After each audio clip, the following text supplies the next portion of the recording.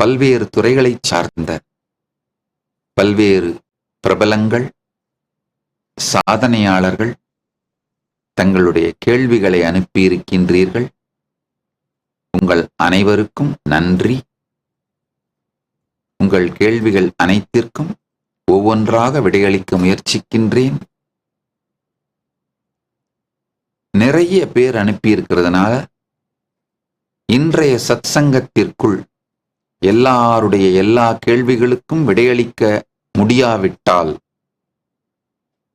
அதற்காக மன்னிப்பு கோருகின்றேன். ஆனால் நிச்சயமாக அடுத்தடுத்த சத்சங்கங்களிலாவது எல்லோருடைய எல்லா கேள்விகளுக்கும் விடையளிக்க முயற்சிக்கின்றேன்.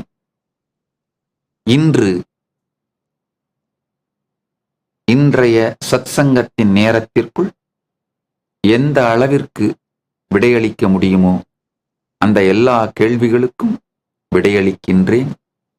முதலில் மரியாதைக்குரிய திரு SV சேகரையா அவர்கள் கேள்விகளை அனுப்பியிருக்கின்றீர்கள்.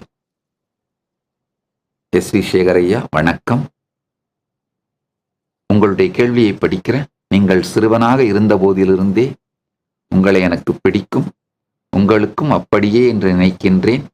எனக்கு கைலாசாவுக்கு ஏன் இன்வைட் அனுப்பலை? திரு SV சேகரையா அவர்கள், உங்களை எனக்கு பிடிப்பது மட்டும் அல்லாது உங்களை அன்புடனும் மரியாதையுடனும் நேசிக்கின்றேன்.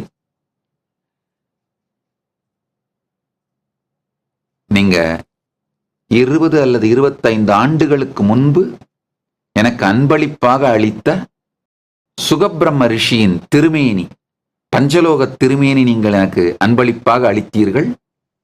சுகபிரம்ம ரிஷியினுடைய ஒரு படமும், லேமினேட் பண்ண ஒரு படம், அவருடைய சுகபிரம்ம ரிஷியின் பஞ்சலோக திருமேனி, இது ரெண்டு எனக்கு 20-25 ஆண்டுகளுக்கு முன்பு அன்பளிப்பாக அளித்தீர்கள். அதை இன்னமும் என்னுடைய ஆத்மார்த்த பூஜையில் வைத்திருக்கின்றேன். அதை உங்களுக்கு காட்டுவதற்காகவாவது நிச்சயமாக உங்களுக்கு கூடிய விரைவில் கைலாசாவிற்கு வருவதற்கு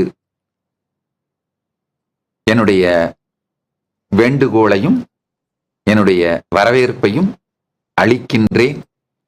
பல்வேறு வேலை பளு மற்றும் சமூக சூழல் காரணமாக எல்லோரையும் வரவேற்று பார்ப்பதற்கு இயலாமல் இருந்தது.